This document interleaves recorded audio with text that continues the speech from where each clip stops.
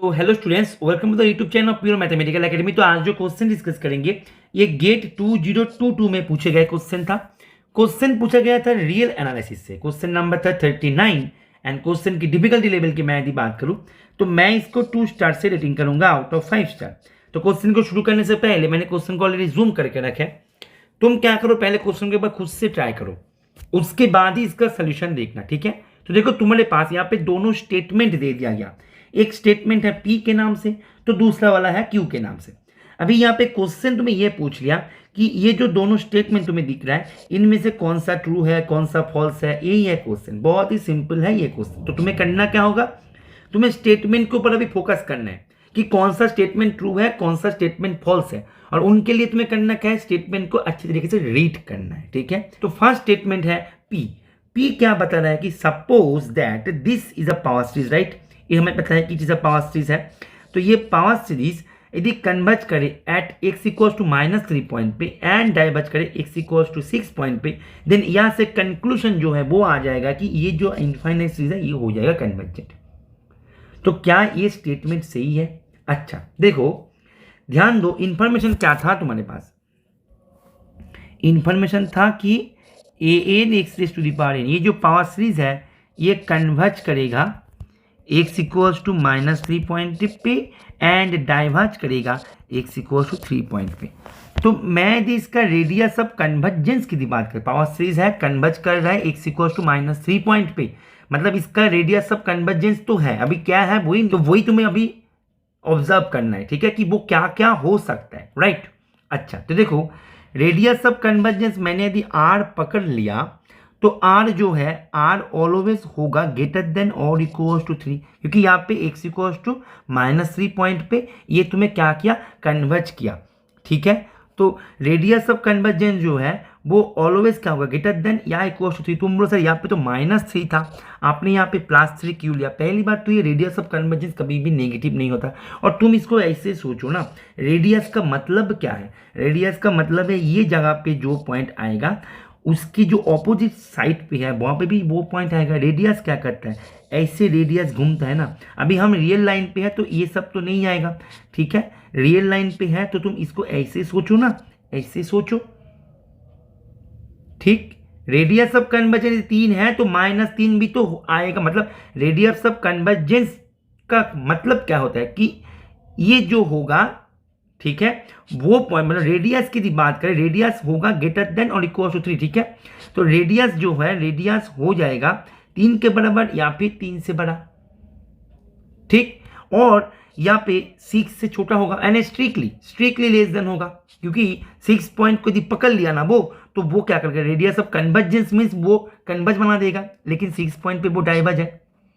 Simple भाषाओं में यदि इसको बोला जाए, सिंपल शब्दों में, कि एक गिवन सीरीज का, पावर सीरीज का इंटरवल ऑफ कन्वर्जेंस यदि मैंने I पकड़ लिया तो -r से r ओपन इंटरवल ये हो जाएगा सबसेट ऑफ I। तुम बोलो सर यहाँ पे एक समस्या आ गया मेरे को समझने में।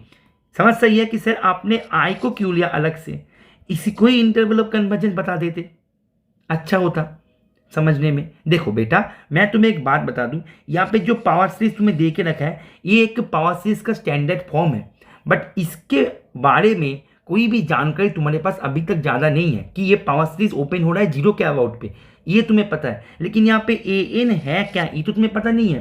दैट मीन्स तुम्हें ये भी तो पता नहीं कि एंड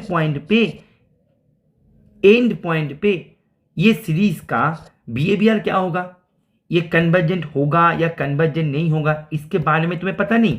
तो इंटरवल ऑफ कन्वर्जेंस जो है उसको तुम क्या करो, इसको एकदम सेफ तरीके से क्वेश्चन को करने के लिए ये ले लो, कंफ्यूजन क्रिएट नहीं होगा। क्योंकि तुमने यदि इंटरवल ऑफ कन्वर्जेंस तुमने ऐसे ले लिया और पावर सीरीज मानो कुछ इस ऐसे तुम्हारे पास आए दिमाग में जो कि एंड पॉइंट पे कन्वर्जेंट नहीं होते, तो गड़बड़ हो जाएगा। बात को समझ में आ रहा है? तो कहने का मतलब यही है कि यहाँ पे इंटरवल ऑफ कन्वर्जेंस जो है वो हो जाएगा ये। अभी देखो r जो है r है 3 से बड़ा या 3 के बराबर, ठीक है। तो यहाँ पे जो इंटरवल ऑफ कन्वर्जेंस का मतलब क्या है तुम मेरे को बताओ, कि ये इंटरवल में जितने सारे पॉइंट्स हैं सभी पॉइंट्स के लिए ये पावर सीरीज कन्वर्जेंट होगा। इंटरवल ऑफ कन्वर्जेंस नाम पे ही इसका डेफिनेशन है। इंटरवल ऑफ कन्वर्जेंस मीन्स ये इंटरवल के अंदर जितने सारे पॉइंट्स है सभी पॉइंट्स पे ये सीरीज कन्वर्जेंट होगा। अभी ये जो इंटरवल ऑफ कन्वर्जेंस है ये एक्चुअली क्या क्या हो सकता है तुम मेरे को बताओ। -3 से 3 ऐसे हो सकता है, ठीक है, हो सकता है, संभावना है, ठीक है ना। अच्छा, यहाँ पे मैंने यहाँ पे इक्वल लिया, देखो वो सब इक्वल या इक्वल नहीं लेने का ये सब के बारे में ज़्यादा फोकस मत किया करो, क्योंकि हम कुछ नहीं कह सकते सीरीज के बारे में। तुम जो लॉजिक है, जो क्वेश्चन पूछा गया उसके ऊपर फोकस करो। या फिर 4 हो सकता है, या फिर 5 हो सकता है, -5 हो सकता है, ठीक है, या फिर 6 हो सकता है, कुछ भी हो सकता है। ये चारों पॉसिबिलिटीज आ सकता है। लेकिन देखो कहने का मतलब यही है, चारों का चारों में ही देखो -1 है कि नहीं, -1, ठीक। अभी ऐसे कंफ्यूज मत होना कि सर किसी जगह पे इंटरवल क्लोज है, किसी जगह पे इंटरवल क्लोज है। देखो मैं तुम्हें एक बात बार बार बता रहा हूं कि तुम्हें यहाँ पे रेडियस ऑफ कन्वर्जेंस या इंटरवल ऑफ कन्वर्जेंस निकालने के लिए नहीं पूछा गया है। तुम्हें ये जो सीरीज है ये सीरीज के बारे में कमेंट करने के लिए पूछा गया है, और जिसके लिए हमें ये जो पॉइंट है, ये पॉइंट वो जो इंटरवल है उसके अंदर आ रहा है कि नहीं, ये यदि कंफर्मेशन मिल जाए तो हमारे लिए काम बन जाएगा।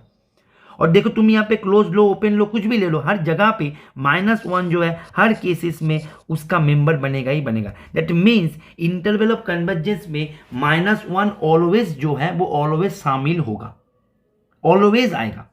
और ऑलवेज यदि इंटरवल ऑफ कन्वर्जेंस का मेंबर है कोई भी पॉइंट, तो वो पॉइंट पे गिवन पावर सीरीज क्या करता है, कन्वर्ज करता है। मतलब गिवन पावर सीरीज था तुम्हारे पास an x⁻n -1 हर एक इंटरवल ऑफ कन्वर्जेंस के अंदर है, तो -1 पॉइंट पे ये सीरीज कन्वर्ज करेगा, हाँ या ना, करेगा ना। दैट मीन्स an -1 ये हो जाएगा कन्वर्जेंट, ये हो जाएगा कन्वर्जेंट, ठीक। दैट मीन्स इसको तुमने यदि सुंदर तरीके से लिखने की कोशिश करो तो ये एक्चुअली ये है -1 an। मैं सुंदर तरीके से इसको लिखा। अभी देखो क्वेश्चन में ना यही दे के रखा -1 तो ये तो कन्वर्ज करेगा। बात को समझ में आ रहा है, क्योंकि -1 जो है ये इंटरवल ऑफ कन्वर्जेंस का मेंबर है। तुम मेरे को बताओ -2 an कन्वर्जेंट, यस और नो। ये है होमवर्क, कमेंट पे लिखो होमवर्क आंसर देख के तुम यहाँ पे यस या नो तुम मेरे को कमेंट करके बताओ। जो सही कमेंट करेगा उसको मैं एक लाभ रिएक्ट दे देंगे, ठीक है। -2 an क्या ये कन्वर्जेंट होगा, यस और नो, ये है तुम्हारी होमवर्क। क्लियर है, ठीक है। चलो अभी हम चले जाते हैं स्टेटमेंट क्यू की तरफ। तो स्टेटमेंट क्यू पे जाने से पहले हम देखते हैं कि कुछ ऑप्शन हमारे डिस्कस हो रहे हैं कि नहीं। पी हो गया ट्रू स्टेटमेंट, पी हो गया ट्रू स्टेटमेंट, ठीक है। तो पी ट्रू है, पी फॉल्स है, ये गलत है, और सभी जगह पे पी ट्रू दे के रखा है, ठीक है। चलो क्यू को देखते हैं। क्यू को देखने से पहले हम क्या करेंगे, पहले पेज को इरेज कर देंगे, ठीक। चलो तो अभी तक हमारे पास पी आ गया ट्रू स्टेटमेंट, तो ये हो गया गलत। अभी देखो क्यू को देखो, क्यू बोल रहा है कि the interval of convergence of this power series is this, ठीक है। अच्छा पावर सीरीज क्या दे के रखा है एक बार बताओ मेरे को, -1 बोलो। अच्छा -1 upon 4 log of n x⁻n, ये है तुम्हारे पावर सीरीज, ठीक है। अच्छा तो पहले इसका रेडियस ऑफ कन्वर्जेंस को निकाल लेते हैं, ठीक। तो हमारे पास an जो है, an हमारे पास मिला -1 अपॉन 4 log ऑफ n, ठीक। अच्छा तो an mod of an (1/n) ये तुम्हें देगा 1/4 1/log of n (1/n), and ये जो है as n tending to infinity चला जाएगा 1/4 पे, क्योंकि log ऑफ n (1/n) ये चला जाता है as n tending to infinity 1 पे, ठीक है। अच्छा मैं कर देते हैं, इसको तुमने ले लो b, ठीक।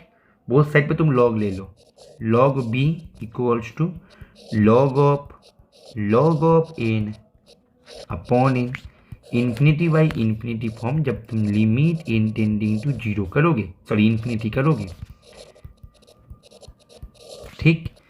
तो इन्फिनिटी बाई इन्फिनिटी फॉर्म करते हुए limit n tending to infinity log of n 1 by, ठीक, इंटू 1 बाई n, और नीचे जो है इसका डेरिवेटिव तो 1 हो जाएगा, तो ये हो जाएगा 0।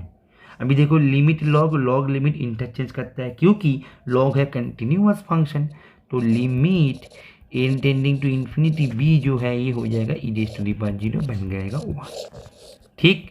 दैट मीन्स ये जो है चला गया 1/4 पे। तो रेडियस ऑफ कन्वर्जेंस क्या होता है, ये यदि l हो जाए, ये होता है 1/l, दैट मीन्स 4। तो रेडियस ऑफ कन्वर्जेंस है 4, ठीक है। मतलब -4 और 4 के बीच तो ये जो गिवन सीरीज है वो तो कन्वर्ज करेगा ही करेगा। तो क्वेश्चन में क्वेश्चन में तुम्हें यहाँ पे क्लोज दे के रखा, मतलब तुम्हें इंडिविजुअल दोनों एंड पॉइंट पे भी चेक करना होगा, ठीक है। इंडिविजुअल दोनों पॉइंट पे भी तुम्हें चेक करना है, राइट। अच्छा, तो देखो पहले 4 पॉइंट पे देखो, 4 पॉइंट को तुमने यदि यहाँ पे बैठा दो तो देखो 4 पॉइंट को बैठा देने पर ये जो है कैंसिल हो जाएगा। तो तुम्हारे पास क्या मिलेगा, -1n upon log of n, ठीक है।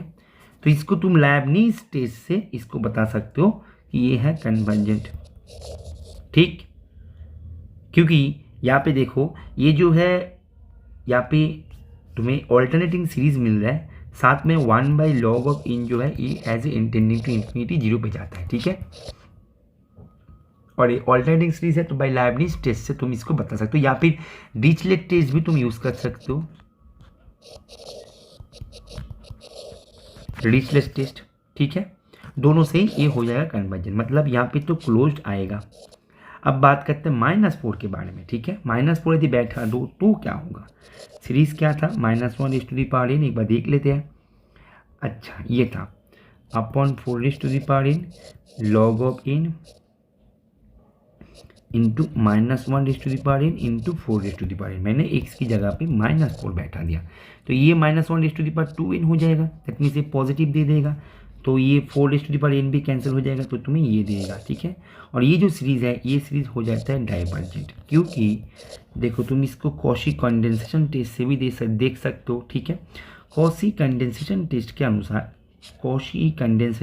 के अनुसार तुम्हें यहाँ पे देखो ये सीरीज़ को लेके तुम चर्चा करो, ठीक है।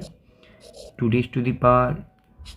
log ऑफ 2n, ये सीरीज़ को लेकर चर्चा करो। यदि ये सीरीज़ कन्वर्जेंट हो जाए तो ये सीरीज़ कन्वर्जेंट हो जाएगा, ये सीरीज़ डाइवर्जेंट हो जाए तो ये सीरीज़ डाइवर्जेंट हो जाएगा। ये है बाई कॉशी कंडेंसेशन टेस्ट, ठीक है। तो कॉशी कंडेंसेशन टेस्ट तुम्हें अच्छे तरीके से अप्लाई करना आता है, ये मैं पकड़ के ही इसको करवा रहा हूँ, ठीक है।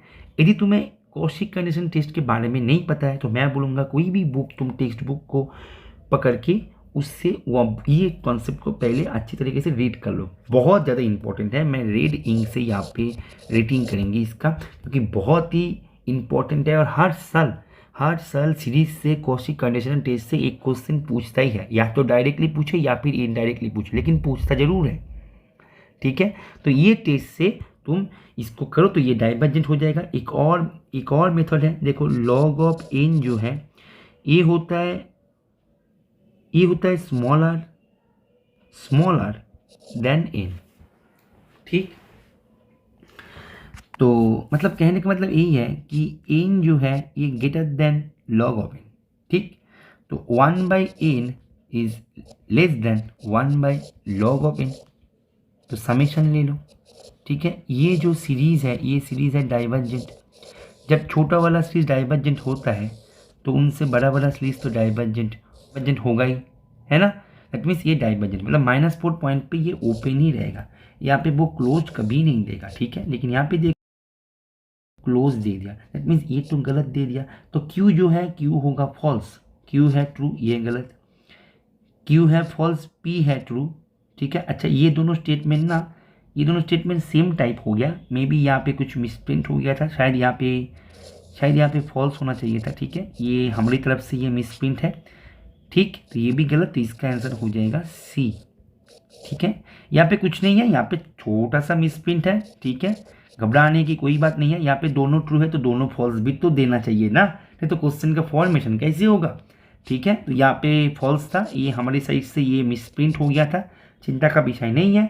तो मैं ये दोनों का ही प्रूफ तुम्हारे सामने आ गया, ठीक है। तो आशा करते हैं ये सॉल्यूशन को तुमने समझ में आ गया होगा, ठीक। और हमारे रेगुलर कोर्सेज में ज्वाइन करने के लिए तुम इसी नंबर पे कॉल कर सकते हो या फिर व्हाट्सअप करके उसके बारे में तुम जानकारी ले सकते हो, ठीक है। ओके चलो, थैंक यू, हैप्पी लर्निंग।